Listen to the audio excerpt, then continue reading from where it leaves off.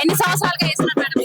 మేము గత 20 సంవత్సరాల నుంచి ఒక గోల్కొండ కిలో అమ్మవారు జగదాంబికకి బోనం తీయడం జరుగుతుందండి.